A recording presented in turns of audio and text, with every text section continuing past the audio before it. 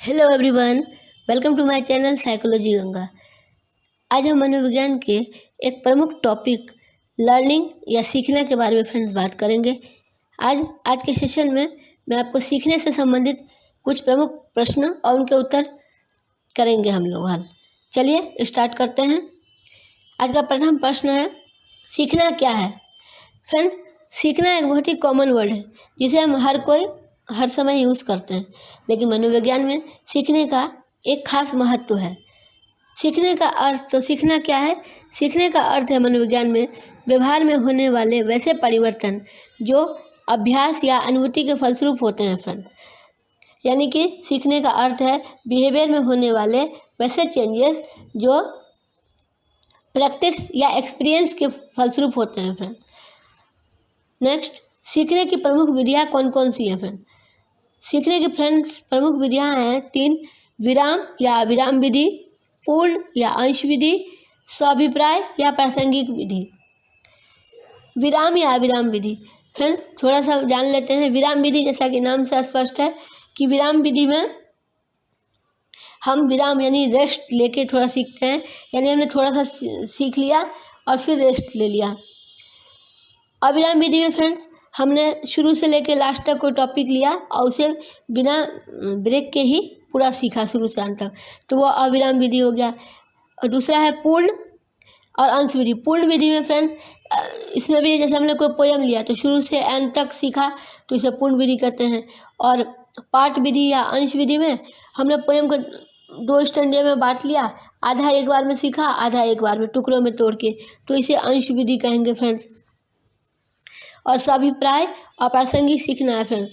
स्वाभिप्राय में फ्रेंड्स इसमें होता है कि हमने पेपर, मानिए हम कोई एग्जाम की तैयारी कर रहे हैं तो उसमें पेपर पास करने के लिए हमने फोर्सफुली एक उद्देश्य है उसे हमने याद किया, तो स्वाभिप्राय हो गया।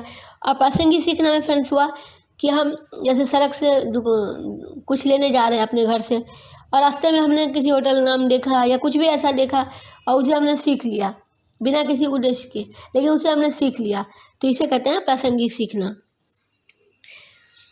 फ्रेंड्स, अब मैं आपको लर्निंग से संबंधित कुछ प्रमुख सिद्धांत और उनके देने वाले को मैंने आपको बता देती हूँ। फ्रेंड्स, ये बहुत ही इम्पोर्टेंट है, इसे नोट कीजिएगा, क्योंकि एग्जाम में आपको किसी भी थ्योरी के प्रतिपादक का नाम पूछ लेगा और 4 ऑप्शन दे देगा फ्रेंड्स, तो आपको पता होना चाहिए। तो पहला थ्योरी है क्लासिकल कंडीशनिंग थ्योरी फ्रेंड, जिसे पेवलोव ने दिया था, आईवी पेवलोव ने, जो रूस के रहने वाले थे। क्लासिकल कंडीशनिंग थ्योरी पेवलोव ने दिया। नेक्स्ट, ऑपरेंट कंडीशनिंग थ्योरी, इसे स्किनर ने दिया। क्लासिकल कंडीशनिंग थ्योरी फ्रेंड्स पेवलोव ने दिया, ऑपरेंट स्किनर ने दिया। थ्योरी ऑफ कनेक्शनिज्म या संबंधवाद का सिद्धांत फ्रेंड्स थॉर्नडाइक ने दिया। थॉर्नडाइक का सिद्धांत फ्रेंड्स बहुत ही इंपॉर्टेंट है लर्निंग के क्षेत्र में, खासकर जो इस शिक्षा मनोविज्ञान है, एजुकेशन साइकोलॉजी में थॉर्नडाइक महोदय के सिद्धांत का बहुत उपयोग होता है। नेक्स्ट है इम्पिटी ऑर्गेनिज्म अप्रोच, रिक्त प्राणी उपागम या इम्पिटी ऑर्गेनिज्म अप्रोच फ्रेंड, यह भी स्किनर महोदय ने दिया। ड्राइव रिजेक्शन थ्योरी फ्रेंड्स, जो ड्राइव रिजेक्शन थ्योरी है वो हल महोदय ने दिया फ्रेंड्स, और हल महोदय ने के द्वारा लिखी गई एक प्रमुख पुस्तक है फ्रेंड, जो बहुत बार पूछा गया है परीक्षाओं में, वो मैं आपको बता देती हूँ, प्रिंसिपल ऑफ बिहेवियर, इसे भी हल महोदय ने दिया फ्रेंड्स। एनटीए नेट और साइकोलॉजी पीजीटी में इस तरह के बहुत प्रश्न पूछे जाते हैं, तो आप इसे नोट कर सकते हैं। वीडियो अच्छी लग रही है तो लाइक शेयर सब्सक्राइब करें। तो ड्राइव रिडक्शन थ्योरी हल महोदय ने दिया, और principle of behaviour friends note करिए, एक बुक का नाम है प्रिंसिपल ऑफ बिहेवियर, इसे भी हल महोदय ने दिया। Next, expectancy theory, sign learning theory, purposive behaviour या टॉलमैन महोदय ने दिया। एक्सपेक्टेंसी या प्रत्याशा सिद्धांत, चिन्ह सीखना और उद्देश्यपूर्ण बिहेवियर या टॉलमैन महोदय ने दिया। Next, stimulus response contiguity theory, यह गठरी महोदय ने दिया, यानी कि उद्दीपक अनुक्रिया समीपता सिद्धांत फ्रेंड्स, यह गठरी महोदय ने दिया। नेक्स्ट इनसाइट थ्योरी या सूझ सिद्धांत फ्रेंड, यह कोहलर महोदय ने दिया, जो गेस्टाल्टवाद से संबंधित है फ्रेंड्स, कोहलर महोदय। इनसाइट थ्योरी कोहलर महोदय ने दिया friend. Theory of cognitive development friends, इसे जीन पियाजे ने दिया था, जिसमें उन्होंने बच्चों के कॉग्निटिव डेवलपमेंट के बारे में बताया था। तो theory of cognitive development Jean पियाजे महोदय ने दिया था। फ्रेंड्स नेक्स्ट क्वेश्चन है, प्राचीन अनुबंधन और नैमित्तिक अनुबंधन किस प्रकार का सीखना है फ्रेंड्स, यानी कि क्लासिकल कंडीशनिंग और ऑपरेंट कंडीशनिंग किस प्रकार का सीखना है फ्रेंड्स। तो इस प्रकार जो प्राचीन अनुबंधन या क्लासिकल अनुबंधन है फ्रेंड्स, वह इस प्रकार है। इस प्रकार इसलिए है क्योंकि इसमें स्टिमुलस, एस फॉर स्टिमुलस का रोल होता है, और नैमित्तिक में आर फॉर रेस्पॉन्स का रोल होता है, इसीलिए इसे एस प्रकार और आर प्रकार कहा गया है फ्रेंड। नेक्स्ट क्वेश्चन है, सी आर का मूल प्रत्यय क्या है फ्रेंड। तो सी आर का मूल प्रत्यय एसोसिएशन रिफ्लेक्स है फ्रेंड। सी आर का मूल प्रत्यय एसोसिएशन रिफ्लेक्स है फ्रेंड। नेक्स्ट है, प्राचीन अनुबंधन के प्रक्रिया भेदों के समानांतर के आधार पर कितने कौन कौन से प्रकार हैं फ्रेंड। जो क्लासिकल कंडीशनिंग है उसके कितने प्रकार हैं और कौन कौन से फ्रेंड। तो फ्रेंड ये बहुत ही इंपॉर्टेंट है, ये क्वेश्चन नोट कीजिएगा। क्लासिकल कंडीशनिंग के 4 प्रकार हैं, स्टिमुलटेनियस समकालिक, दूसरा डिलेड या विलंबित, ट्रेस या संकेत, और चौथा है फ्रेंड्स बैकवर्ड या पश्चिमगामी अनुबंधन। फ्रेंड्स थोड़ा सा इसके बारे में जान लेते हैं। जो स्टिमुलटेनियस होता है फ्रेंड, इसमें CS यानी कि कंडीशनल स्टिमुलस और UCS यानी कि अनकंडीशनल स्टिमुलस, इन दोनों को फ्रेंड एक साथ दिया जाता है। CS और UCS को यानी कि घंटी CS और UCS यानी फूड, दोनों को एक साथ दिया जाता है फ्रेंड, और एक साथ ही हटा लिया जाता है, तो इसीलिए समकालिक इसे कहा जाता है। नेक्स्ट डिलेड है फ्रेंड, इसमें क्या होता है कि पहले घंटी बजने दिया जाता है फ्रेंड, और फिर घंटी कुछ देर बजने के बाद उसके बाद भोजन प्रस्तुत किया जाता है, यानी कि CS देने के कुछ देर पश्चात उसे UCS दिया जाता है फूड। नेक्स्ट है फ्रेंड ट्रेस संकेत फ्रेंड, इसमें क्या होता है फ्रेंड, पहले घंटी जो है यानी कि CS वो उसे हमने दिया और फिर उसे हटा दिया, और उसके बाद UCS दिया यानी भोजन दिया, तो UCS के संकेत के आधार पे इसमें कंडीशनिंग होता है फ्रेंड, इसीलिए इसे ट्रेस कंडीशनिंग भी कहते हैं फ्रेंड। जो फ्रेंड्स इम्पॉर्टेंट चीज़ नोट कीजिएगा, जो डिलेड कंडीशनिंग है, इसमें सबसे अच्छा रेस्पॉन्स होता है, सबसे अच्छा क्लासिकल कंडीशनिंग होता है डिलेड वाले फॉर्म में, ये कई बार पूछा भी गया है। और फ्रेंड जो चौथा है वह है बैकवर्ड या पक्षगामी फ्रेंड। फ्रेंड्स इसे पक्षगामी क्यों कहा जाता है, क्योंकि जो ऊपर के तीनों मैंने आपको बताए, इसमें इस तीनों से अलग या उल्टा होता है फ्रेंड्स, क्योंकि हमने देखा कि इन तीनों में CS पहले जाता है यानी घंटी पहले जाता है, और UCS बाद में दिया जाता है, अर्थात भोजन बाद में दिया जाता है। लेकिन इस वाले में क्या होता है, उल्टा होता है, भोजन पहले दिया जाता है, अर्थात UCS पहले दिया जाता है और बाद में CS दिया जाता है, इसलिए इसे बैकवर्ड कहा जाता है। इसमें भोजन पहले दिया जाता है और घंटी बाद में। नेक्स्ट थॉर्नडाइक ने सीखने के कितने मुख्य और कितने सहायक नियम दिए और कौन कौन से फ्रेंड। तो फ्रेंड थॉर्नडाइक महोदय ने जो मुख्य सीखने के मुख्य नियम दिए वो 3 नियम दिए और सहायक 5 नियम दिए, मुख्य 3 और सहायक 5। फ्रेंड्स ये नियम को बार बार कई प्रतियोगिता परीक्षा में पूछा गया है। वीडियो अच्छी लगे तो लाइक शेयर सब्सक्राइब करें। फ्रेंड्स जो थॉर्नडाइक महोदय ने प्रमुख नियम दिए हैं वह है अभ्यास का नियम, तत्परता का नियम और प्रभाव का नियम। फ्रेंड्स जो अभ्यास का नियम है, इसके नाम से ही पता चलता है कि इसमें हम किसी चीज़ को जितना अभ्यास करेंगे उतना ज़्यादा सीखेंगे। प्रैक्टिस मेक्स मैन परफेक्ट, अर्थात किसी चीज़ को हम अभ्यास से ही सीख सकते हैं। दूसरा है तत्परता फ्रेंड, यदि इंसान तत्पर सीखने के लिए तत्पर है तो वो अच्छे से सीखेगा। नेक्स्ट प्रभाव का नियम फ्रेंड्स, ये बहुत प्रमुख नियम है प्रभाव का नियम। क्योंकि यदि हम किसी चीज़ को सीखते हैं और उसका प्रभाव हम पे पॉजिटिव या अच्छा होता है तो हम उसे जल्दी सीखते हैं फ्रेंड। तो यह प्रमुख नियम है कौन कौन से? अभ्यास का, तत्परता का और प्रभाव का। यह तीनों नियम महत्वपूर्ण सीखने के नियम है। और जो फ्रेंड उन्होंने 5 सहायक सिद्धांत के नियम दिए वह हैं सादृश्य, अनुक्रिया। फ्रेंड सहायक नियम उन्होंने दिए वह है पहला बहुक्रिया, मनोवृत्ति,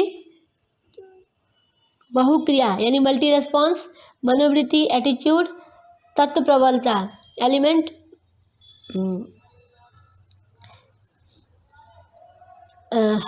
तत्व प्रबलता। चौथा है सादृश्य अनुक्रिया यानी एनालॉजी, और सहचारात्मक स्थानांतरण यानी एसोसिएटिव ट्रांसफर। नेक्स्ट, प्रकाश पड़ने से आंखों का झपकना या भोजन देखकर लार निकलना किस प्रकार का व्यवहार होता है फ्रेंड? तो प्रकाश पड़ने से आंखों का झपकना और भोजन देखकर लार निकलना फ्रेंड्स या प्रतिक्रियात्मक या रेस्पोंडेंट बिहेवियर है फ्रेंड। यह प्रतिक्रियात्मक या रेस्पोंडेंट बिहेवियर है फ्रेंड। नेक्स्ट, घंटी बजने पर दरवाज़ा खोलना कैसा व्यवहार है फ्रेंड्स?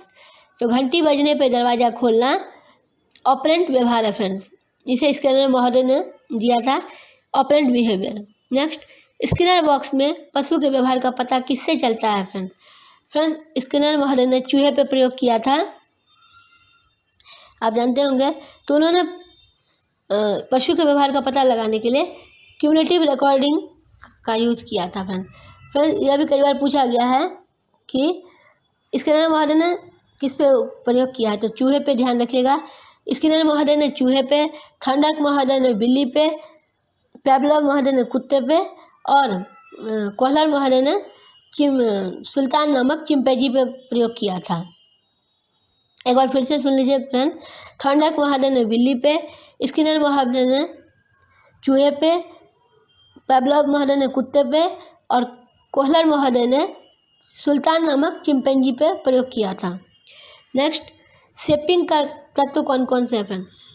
फ्रेंड शेपिंग का 2 महत्वपूर्ण तत्व है, डिफरेंशियल रेनफोर्समेंट और सक्सेसिव अप्रोक्सीमेशन। डिफरेंशियल रेनफोर्समेंट और सक्सेसिव अप्रोक्सीमेशन ये बहुत महत्वपूर्ण है फ्रेंड्स। नेक्स्ट, टॉलमन महोदय के सिद्धांत में HAT एवं सिग्मा OBO संबंधित किससे हैं फ्रेंड? फ्रेंड्स ये शॉर्ट में जो इन्होंने दिया है, ये इसमें इसका फुल फॉर्म बताना होता है फ्रेंड। तो H for heredity, A for age, T for training और E फॉर इंडोक्राइन। तो फ्रेंड्स हिट से क्या मतलब होता है? हेरिडिटी, एज, ट्रेनिंग और इंडोक्राइन। और सिग्मा OBO फ्रेंड वह सामूहिक अनुभूतियों से संबंधित है। सिग्मा OBO सामूहिक अनुभूतियों से संबंधित है। नेक्स्ट, किस प्रकार का सीखना पुनर्बलन की अनुपस्थिति में होता है फ्रेंड?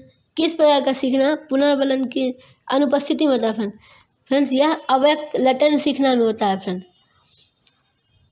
लेटेंट सीखना का जो कॉन्सेप्ट है लेटेंट लर्निंग का, वह टॉलमन महोदय ने दिया था, आप नोट कर ले। लेटेंट लर्निंग का जो कॉन्सेप्ट है वह टॉलमन महोदय ने दिया था। टॉलमन महोदय ने बताया था कि सीखने के लिए पुनर्बलन की कोई आवश्यकता नहीं होती है फ्रेंड। टॉलमन महोदय के अनुसार सीखने के लिए पुनर्बलन की आवश्यकता नहीं होती है। पुनर्बलन की आवश्यकता उनके अनुसार सिर्फ सीखे गए व्यवहार के प्रदर्शित करने के लिए किया जाता है। तो इसे उन्होंने लेटेंट लर्निंग कहा था फ्रेंड्स। नेक्स्ट है CVC यानी कि कंसोनेंट, वोवेल और consonant. Consonant, vowel, consonant. CVC, CCV और CCC क्या है फ्रेंड्स? तो यह निरर्थक पद है, इनोसेंट सिलेबल्स। CCV, CVC और CCC क्या है? निरर्थक पद। नेक्स्ट, गुच्छन नामक गोचर पर सर्वप्रथम कार्य किसने किया फ्रेंड्स? तो फ्रेंड्स जो गुच्छन नामक गोचर है उस पर बासफील्ड ने सबसे पहले काम किया था। गुच्छन नामक गोचर पर बासफील्ड महोदय ने सबसे पहले कार्य किया।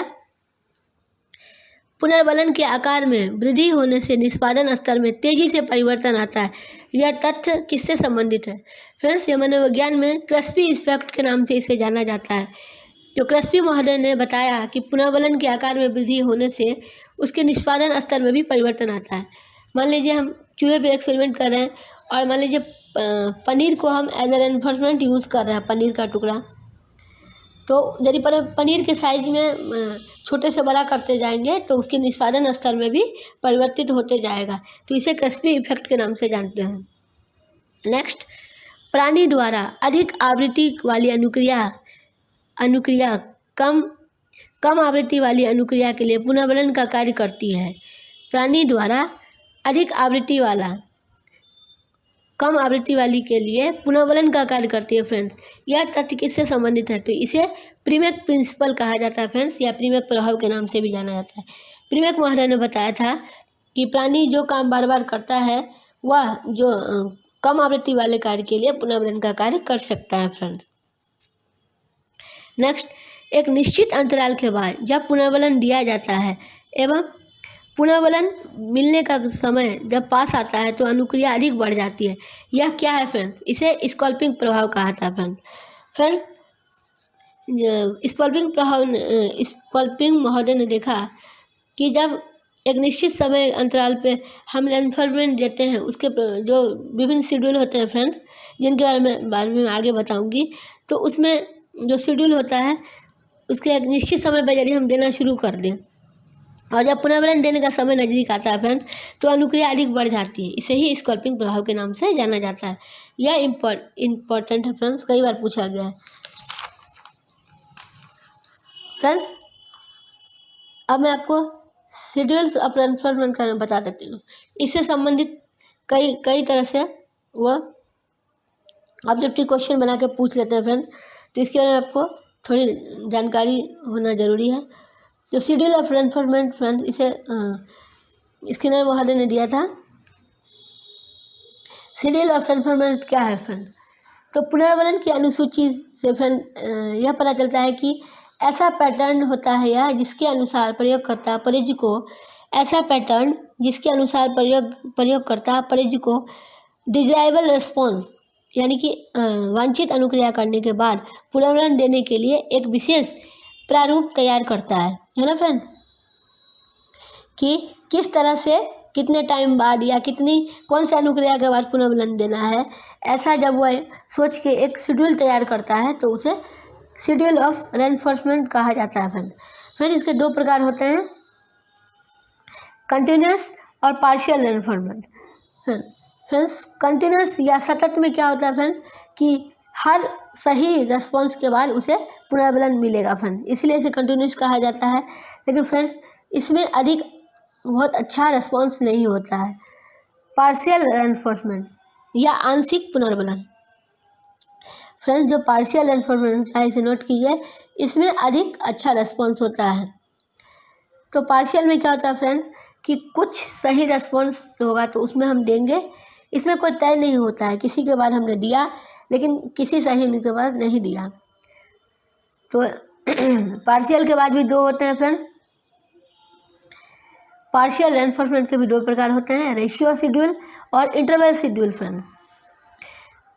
इसके होते हैं रेशियो या अनुपात और इंटरवल अंतराल अनुसूची। तो फ्रेंड्स रेशियो के भी दो होते हैं, फिक्स रेशियो और वेरिएबल रेशियो। तो फिक्स के क्या होता है फ्रेंड? फिक्स में फ्रेंड्स क्या होता है कि इसमें हम कितने बार रेस्पॉन्स करेगा वो हम फिक्स कर देते हैं, उसके बाद पुनर्वलन देते हैं। और वेरिएबल में फ्रेंड इसमें कोई फिक्स नहीं होता है, हमारा मन जितने किया कुछ देर बाद दिया, किसी ने कभी दे दिया, तो ये वेरिएबल रेशियो हुआ।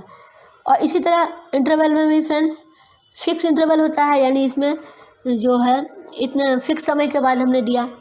और वेरिएबल में हम इस समय निश्चित नहीं करते हैं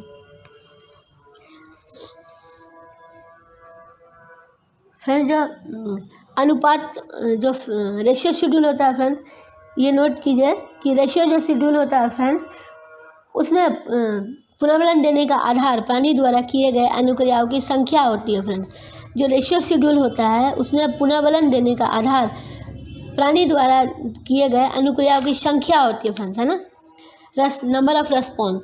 लेकिन जो इंटरवल शेड्यूल होता है फ्रेंड्स, जो इंटरवल शेड्यूल होता है उसमें जो फ्रेंड्स पुनर्वलन देने का आधार व्यक्ति के द्वारा एक अनुक्रिया से दूसरे अनुक्रिया के बीच का समय अंतराल होता है फ्रेंड्स। यानी एक अनुक्रिया किया, उसके कितने देर बाद हमने दिया, वो होता है फ्रेंड्स इसका आधार, इंटरवल। यानी इसमें समय होता है और इसमें नंबर ऑफ रेस्पॉन्स होता है। तो इसमें एक बार देख लीजिए, शेड्यूल ऑफ रेस्पॉन्स के 2 प्रकार होते हैं, कंटिन्यूस सतत और पार्शियल। पार्शियल के भी 2 होते हैं फ्रेंड्स, रेशियो और इंटरवल। रेशियो के 2 होते हैं, फिक्स रेशियो और वेरिएबल रेशियो, फिक्स इंटरवल और वेरिएबल इंटरवल। नेक्स्ट फ्रेंड्स कुछ क्वेश्चन सॉल्व कर लेते हैं। किसी उद्दीपक को प्रभावी CS होने के लिए आवश्यक है कि वो UCS के आने के बारे में सही एवं सार्थक सूचना दे। इस पर सबसे अधिक बल डालते हैं रेस्कोल्रा। फ्रेंड्स जो रेस्कोल्रा महोदय थे, उनके अनुसार किसी उद्दीपक को प्रभावी CS या कंडीशनल स्टिमुलस होने के लिए आवश्यक है कि वह UCS या अनकंडीशनल स्टिमुलस होने के लिए सही और सार्थक सूचना दे। तो इस पर अधिक बल डाला रेस्कोल्रा महोदय ने। नेक्स्ट, किस परिस्थिति में प्राणी सीखता है कि परिस्थिति का नियंत्रण उसकी शक्ति से परे है। कभी कभी ऐसा सिचुएशन आता है जिसमें व्यक्ति सीखता है कि जो सिचुएशन है उसमें वह चेंज नहीं कर सकता है, वह परिस्थिति उसके नियंत्रण से बाहर है। तो इस कंडीशन को अर्जित निसहायता कहते हैं फ्रेंड्स। लर्निंग एक्वायरनेस, लर्निंग हेल्पनेस, क्या कहेंगे फ्रेंड इसे, अर्जित निसहायता या लर्निंग हेल्पलेसनेस। नेक्स्ट, अनुबंधन के बाद केवल अनुबंधित उद्दीपक देने से अनुबंधित अनुक्रिया उत्पन्न नहीं होती है, यह क्या कहलाता है फ्रेंड, विलोपन। अनुबंधित उद्दीपक के बाद अनुबंधित उद्दीपक देने से अनुबंधित अनुक्रिया उत्पन्न नहीं होती है फ्रेंड, इसे क्या कहलाते हैं, विलोपन फ्रेंड। नेक्स्ट, अनुबंधित अनुक्रिया के विलोपन के कुछ समय बाद अनुबंधित उद्दीपक प्रस्तुत करने पर अनुबंधित अनुक्रिया के होने की क्रिया क्या कहलाती है फ्रेंड, स्वतः पुनर्लाभ। नेक्स्ट, वह क्रिया जिसमें प्राणी मौलिक अनुबंधित उद्दीपकों के साथ अनुबंधित अनुक्रिया को अन्य समान उद्दीपकों के साथ भी करने लगता है फ्रेंड, इसे क्या कहते हैं, उद्दीपक सामान्यीकरण फ्रेंड। फ्रेंड्स क्या होता है कि जब हम इसमें क्लासिकल कंडीशनिंग में एक्सपेरिमेंट कर रहे होते हैं तो कई बार क्या होता है, जो जीव है वह मिलते जुलते सभी उद्दीपकों से सब पे अनुक्रिया करने लगता है, तो इसे ही कहते हैं स्टिमुलस जनरलाइजेशन। नेक्स्ट, और आज का लास्ट क्वेश्चन है फ्रेंड, प्राणी में वांछित अनुक्रिया को पुनर्वलन के द्वारा प्रोत्साहित किया जाता है। प्राणी में डिजायरेबल रेस्पॉन्स को हम पुनर्वलन के द्वारा प्रोत्साहित कर सकते हैं, इसे क्या कहते हैं फ्रेंड, शेपिंग। यानी कि शेपिंग में हम पुनर्वलन के द्वारा व्यक्ति को सही अनुक्रिया करना सिखाते हैं, इसे शेपिंग कहेंगे। तो फ्रेंड्स आज हमने एक महत्वपूर्ण विषय लर्निंग से संबंधित कुछ महत्वपूर्ण प्रश्न उत्तर जाने, जो कि बहुत ही महत्वपूर्ण है मनोविज्ञान में। वीडियो अच्छी लगी हो तो लाइक शेयर सब्सक्राइब करें। कुछ भी आप पूछना चाहते हो तो कमेंट कर सकते हैं। Thank you for watching.